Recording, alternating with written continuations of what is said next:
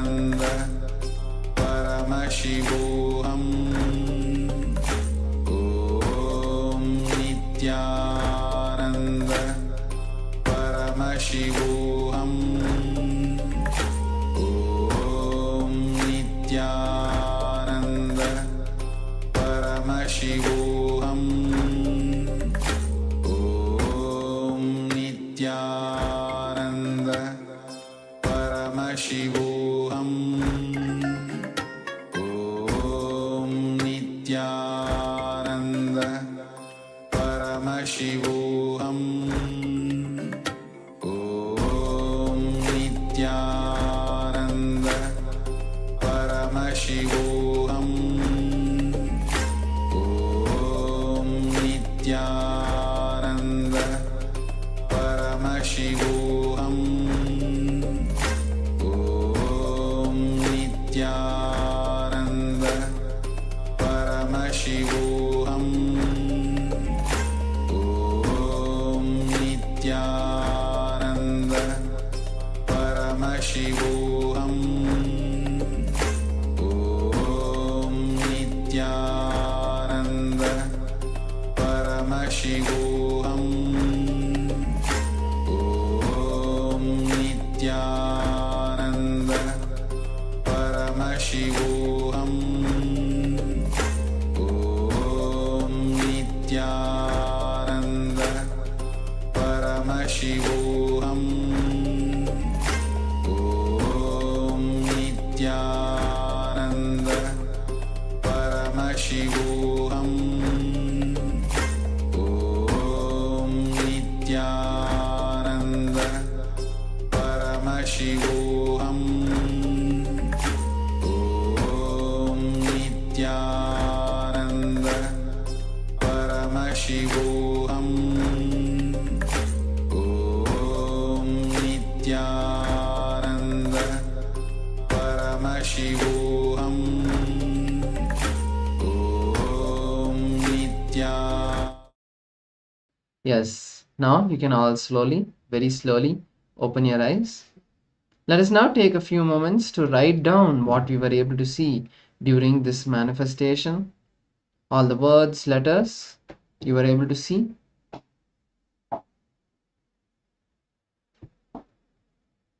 So once you have written down, you can share that in the chat as well. If you were not able to see anything, that's fine. Today we are going to be focusing on this power, so you'll get multiple times and chances to manifest this power, and by the end of today you will be having a complete breakthrough in this power manifestation. So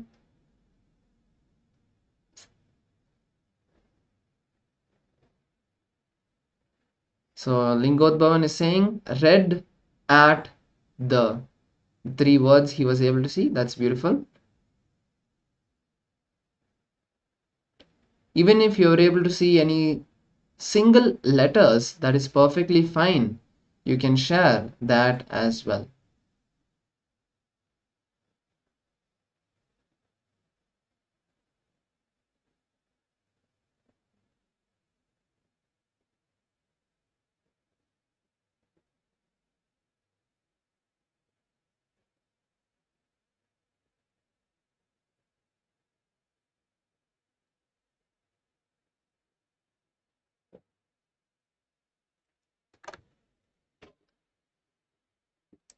Yes, the other participants,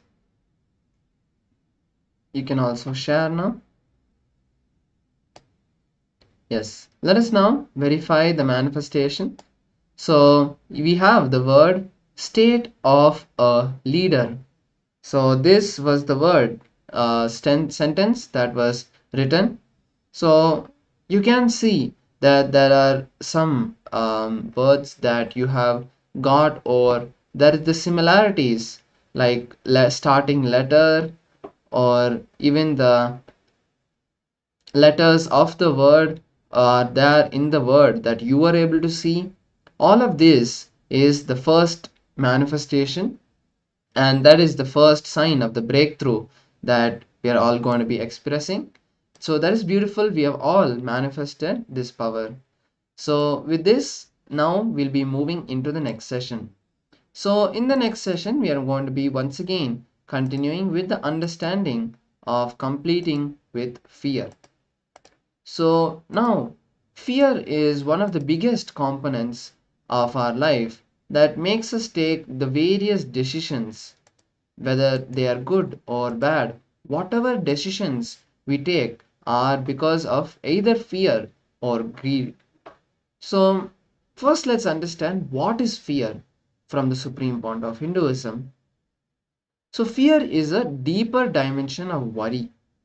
The fear leads to anger, fear leads to frustration, fear leads to anxiety.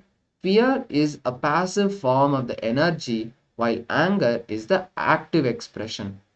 That is why it cannot be destroyed. Fear is a fight between faith in oneself versus the negative idea about the future. The self fulfilling negative prophecy is fear. Let's understand this more. Fear is the fight between your potentiality and your negative approach to the future. Fear can happen only with and when you can comprehend with your logic. For example, you are not afraid of going to become Bill Gates because you have a strong decision that yes, you will not become as rich as Bill Gates. That is a self doubt you hold, but you will be afraid that you are not able to be successful like your brother or your sibling. That is a fear that you might have. So, how to go beyond fear? Whenever you make a commitment which you're not sure you can keep up, there is a part of you sitting inside and making a fun of you. The part is called fear. So go on committing to things that you think you cannot do, but you know that you can do. For example, you make a commitment that you will be on time for your job. You may think, no, I have a very, very busy schedule. I cannot make it on time to work. Every day I'm late. I don't wake up. I'm a lazy person, whatever it may be. But make that commitment, whether to yourself or to someone else, but make that commitment and make it happen. That is the way to break the fear at the very lowest level. Then you will start seeing that you will have bigger breakthroughs in the fear and you'll be able to overcome the fear. The fear manifests whenever you are afraid of losing something which you have and when you don't have the confidence to achieve something you want to have. The fearlessness is not the absence of fear, but it is the courage to handle fear, facing the fear and overcoming it. So let us now listen to Swamiji as he shares in this satsang the secrets to go beyond fear.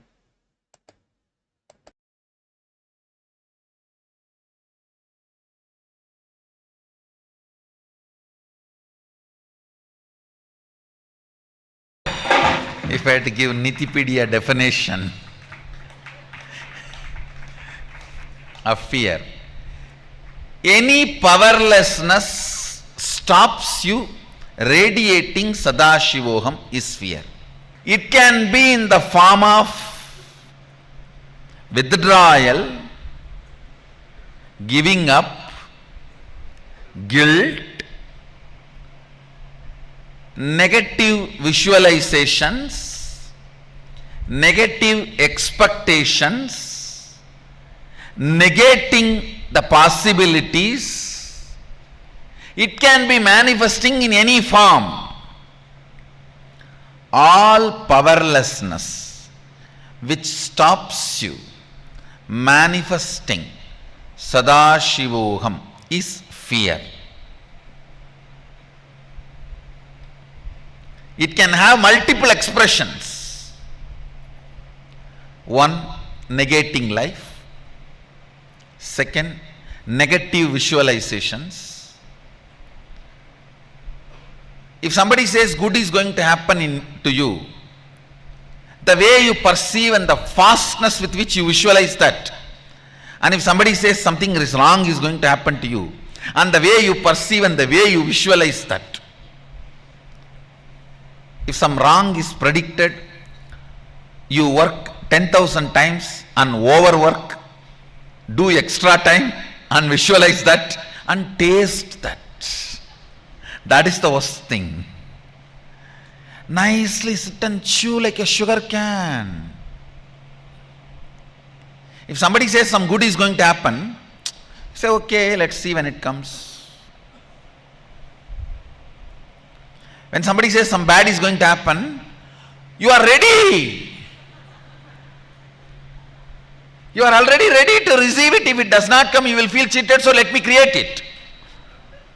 See, after preparing so much, if it doesn't come, what to do? You will feel cheated. So you don't want to feel cheated. So you yourself manifest it.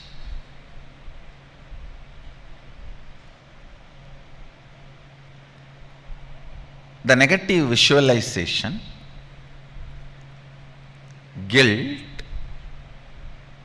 hatred towards yourself and others, hatred towards certain system, anger of your inability, all these are fear only. Understand? All these are various fruit, flower, stem of fear. But fear is the root on which all this grows. It can be about your identity, it can be about your wealth, it can be about your name and fame, it can be about your health, it can be about your mental health, it can be about anything. Ultimately, it can be just unknown. You don't know, you are afraid, but you don't know why. And the worst thing, last thing is fear of fears. Fear that you will get into fear.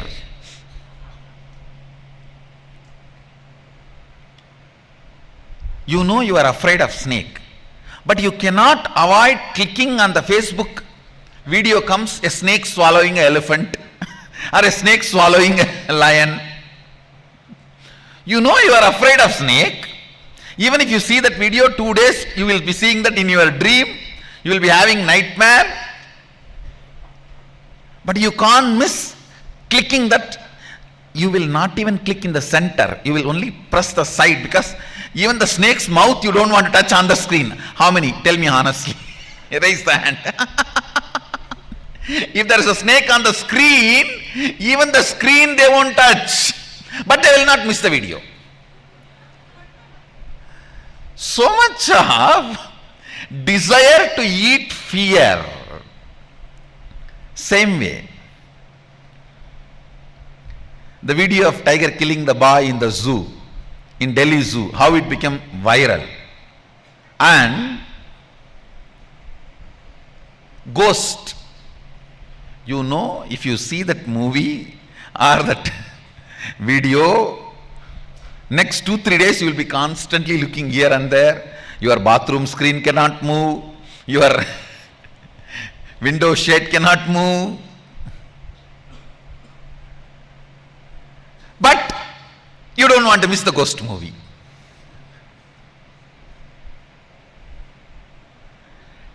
Desire to swallow fear. Desire to swallow powerlessness. That is what I call chewing like a sugar can. How the village boys chew the sugar can, like that, chewing the fear. Everything in your inner space which does not allow you to manifest Sadashivoham is fear. It is like a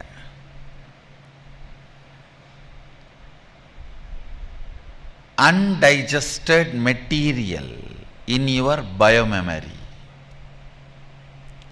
Undigested material in your biomemory. In your muscles, if something is not digested, becomes part of your muscles, it will become cancerous. In your muscle memory, If something is not digested and stays back, it becomes fear. It becomes fear. So understand, reduction of bad cholesterol in your body and your health are directly proportionate to each other. Reduction of fears in your system and your enlightenment is directly proportionate.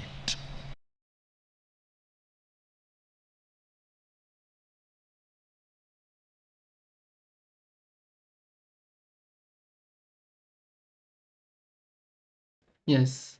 So now let us move into an internalization exercise to actually see in our life and complete with the fear.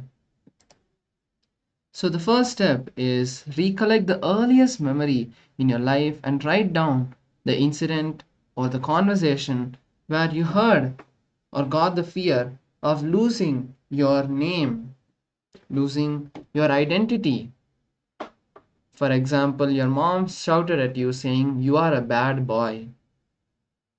Let's take a few minutes. First, start with this step of writing down the earliest memory where you had the fear of losing your name and identity.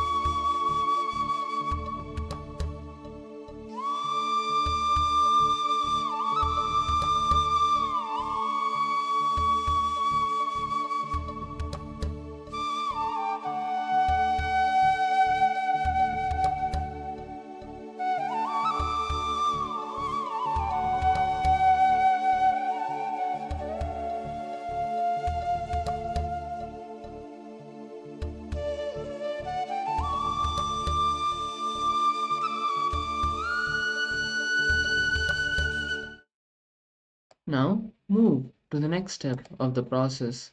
Recollect the earliest memory or incident related to fear or the conversations about fear of losing your physical health or mental health.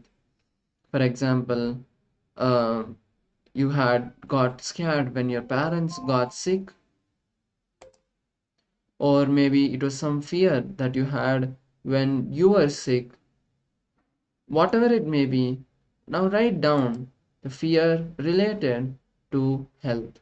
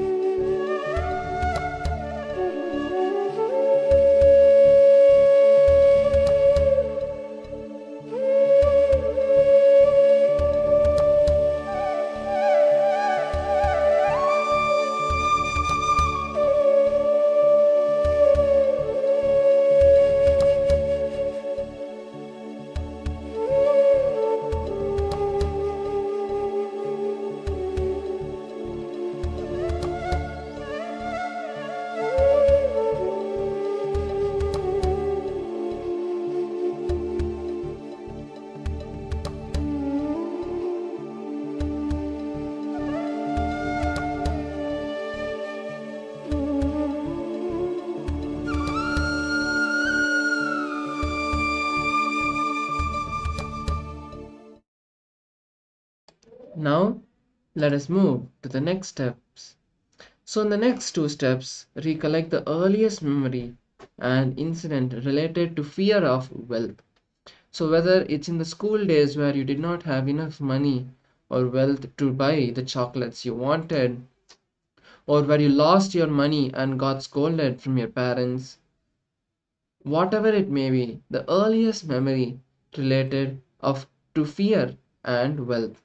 And also write down the fear of losing your relatives, for example your parents. If you lost some relative, what was your fear at that time? Let us take a few minutes to complete with this.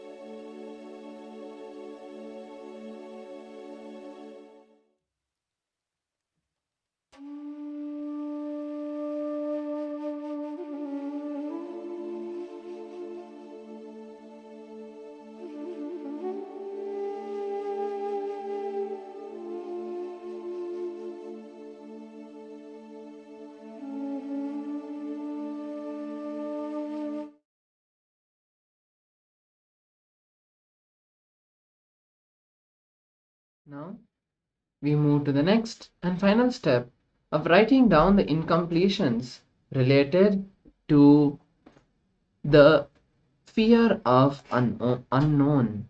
For example, ghost, God, darkness, whatever you have been told or whatever has scared you, whether it's an incident or experience that you had or that someone had. Let us now take a few minutes to write down this.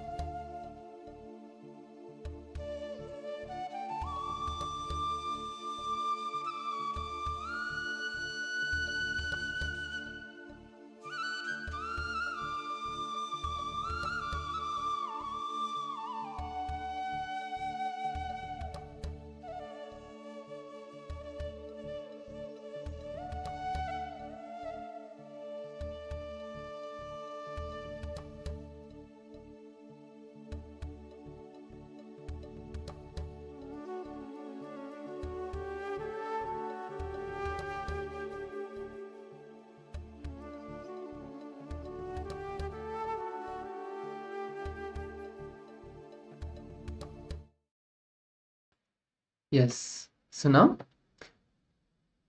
let's slowly relax from this process. So now that we have written down all the fears, we'll be completing with them in the next sessions. But now we know what is our fear, what is our incompletions. Once we have at least opened up and seen all the incompletions, then we will be able to complete with them in a more clear way. So with this, let us now move into the power manifestation. Once again, we're going to be manifesting the power of third eye reading. So I request all the participants to please close your eyes once again. Sit in a comfortable position.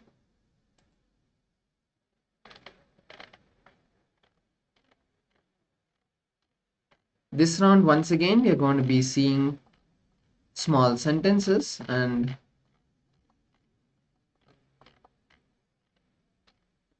words.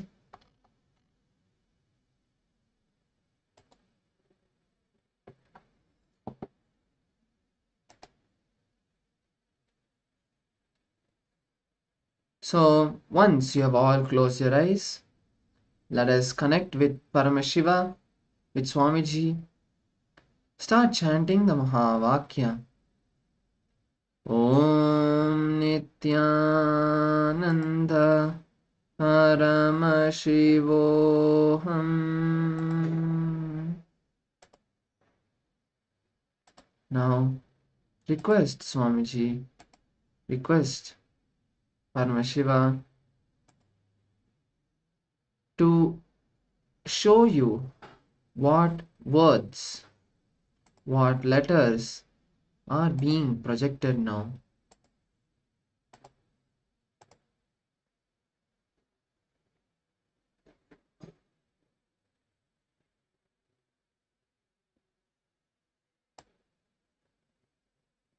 Intensely chant the Mahavakya. Om Nityananda Nityananda Paramashivoham. Om Nityananda Paramashivoham. Om Nityananda Paramashivoham. Om Nityananda Paramashivoham. Om Nityananda Paramashivoham. Om Nityananda Paramashivoham. Om Nityananda Paramashivoham. Om Nityananda Paramashivoham. Om Nityananda Paramashivoham. Om Nityananda Paramashivoham. Om Nityananda Paramashivoham. Om Nityananda Paramashivoham. Om Nityananda